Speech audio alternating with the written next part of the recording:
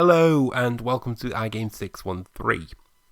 So basically, XXII, that cool guy that keeps uploading a load of videos making us speculate whether there's another Grand Theft Auto coming in the pipelines or not, basically uploaded this 6 pages of Morse code. As you can tell, it's Morse code, it's dots and lines. People can read this, I don't know how, but they are very clever people.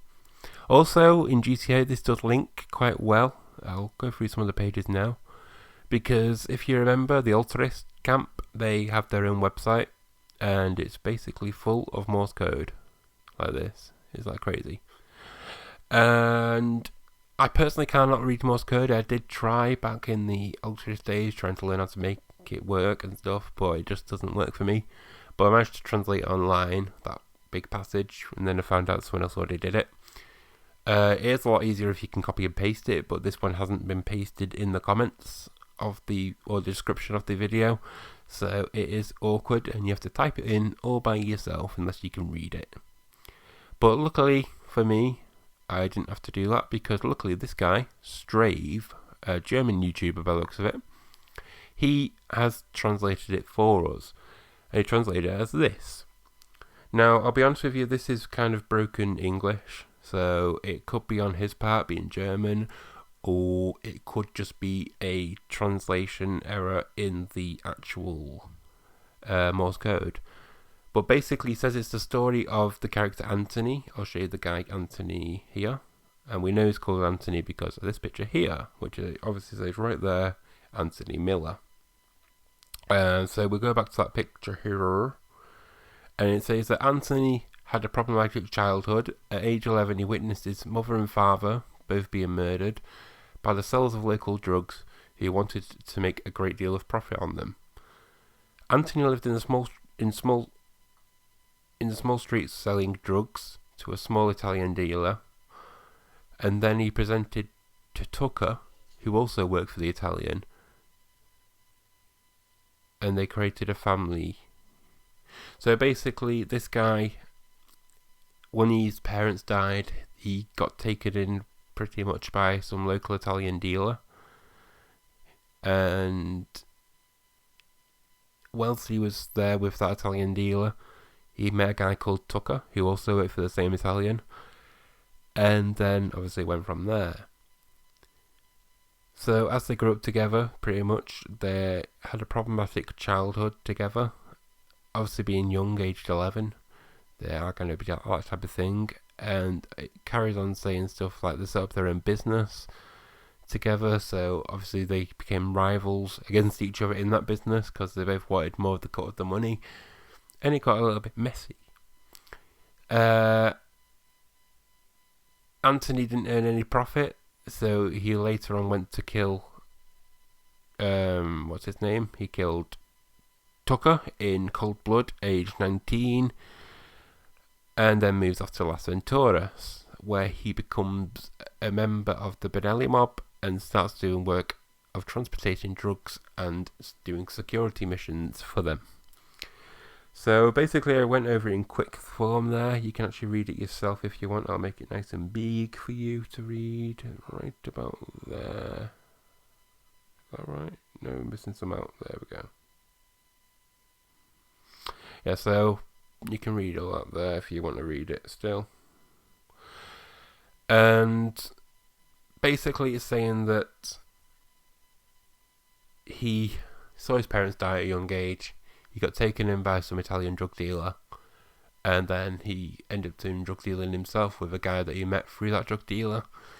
They set up their own business. Things got a little bit messy. He killed the guy that he was working with, and then went on the run to Las Venturas. God knows where this was set. Maybe it was actually in Liberty City, being New Yorkers and stuff, and they all have like Italian ancestors pretty much.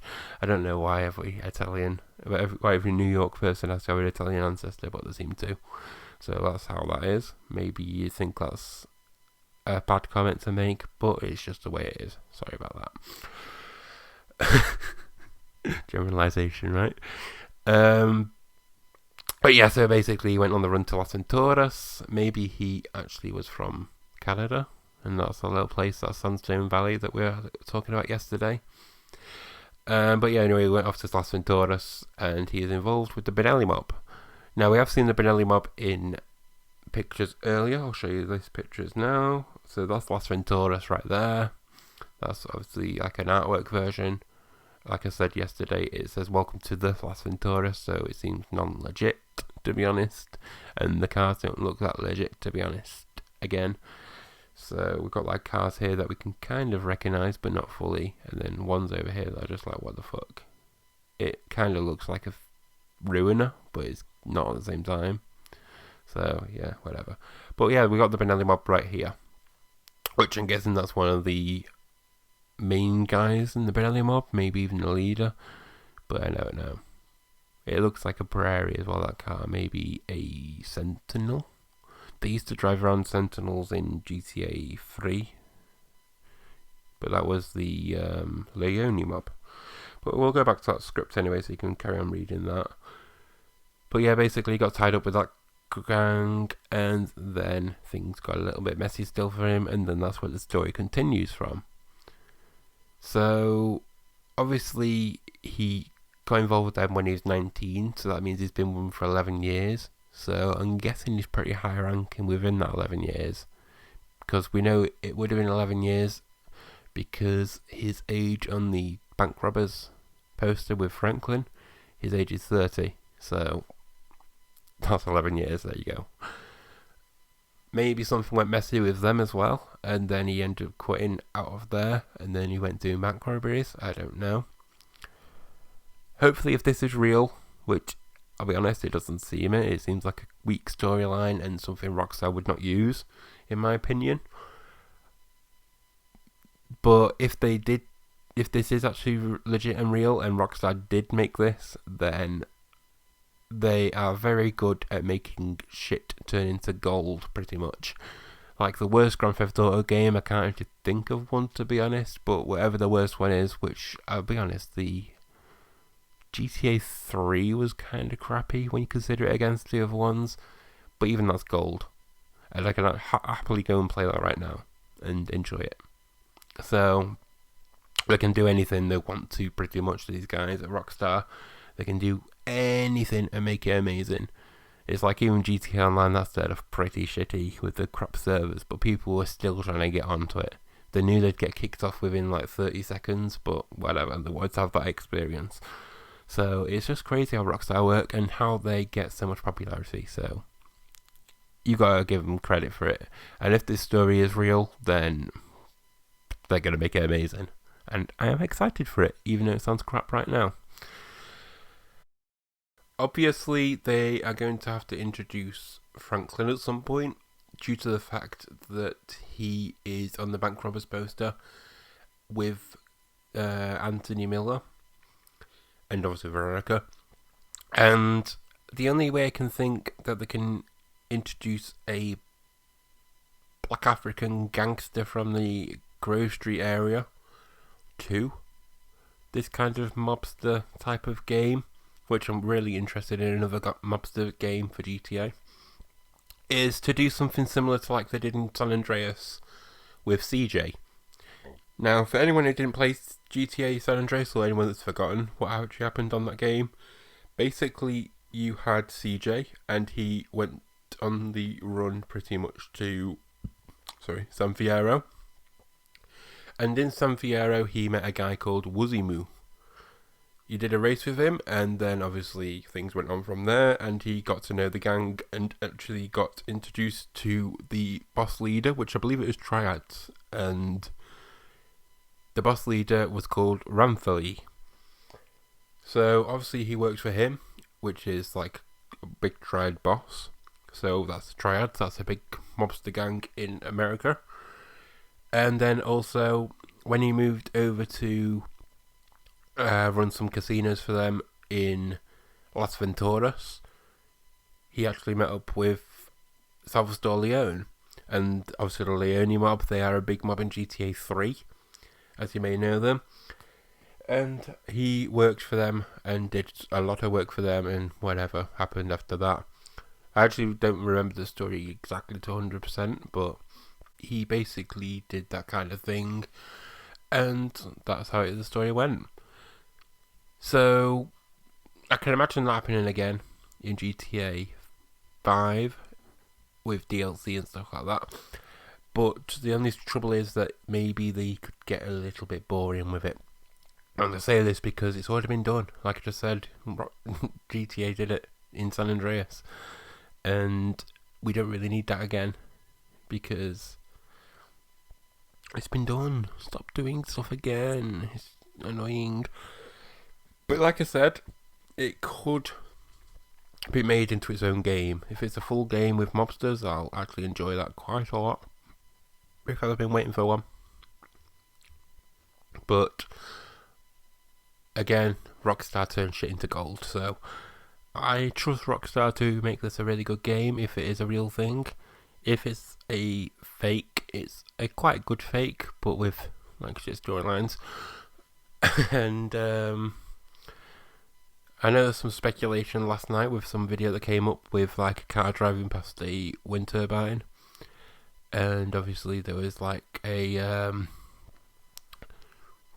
what was it? A I Am Dead poster for like some kind of Richard Majestic film, which I found quite interesting to see. So I don't know if it's real or fake this. I am going to end off the video here. I will tell you that tomorrow I will be uploading a video of every picture from this game leak, should I call it, from this game leak that has been uploaded up to this date. So I'm aware that it's taken a lot of them down. I reckon they're unlisted myself, but they could be deleted. I've not actually checked any links that I've got still for the old videos. But yes, I have got the pictures, so that's all we really need.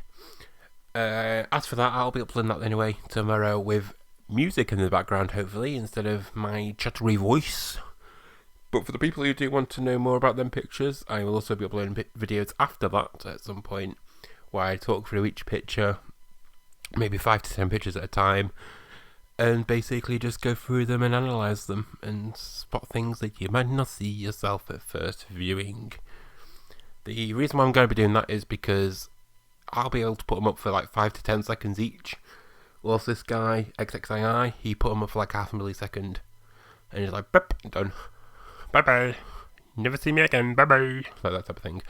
But I'll be putting up for like 5 to 10 seconds. You'll be able to have a proper look yourselves, pause the video on them if you need to.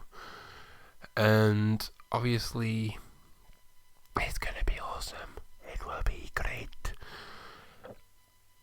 If you actually want a copy of any pictures I upload tomorrow, by the way, then feel free to tweet to me at iGame613.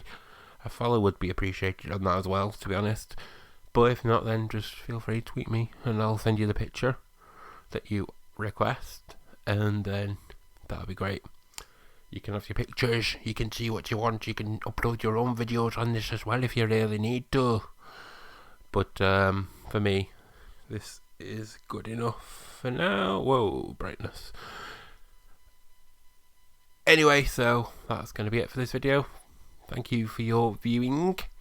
If you would like to leave a like, then please do. That lets me know that you liked this video. Quite self-explanatory, isn't it? Sorry, burping a bit in my own throat.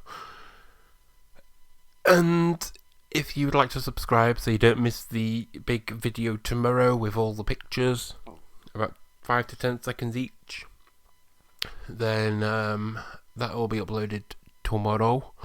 So you'll be able to find that on my Facebook, Twitter, well actually not Facebook, I don't do Facebook for iGame613, but you'll be able to find that on my Twitter or my YouTube channel. So a subscription here or a follow over there would let you know when that is available. Anyway, I thank you very much for watching, and goodbye. Bye!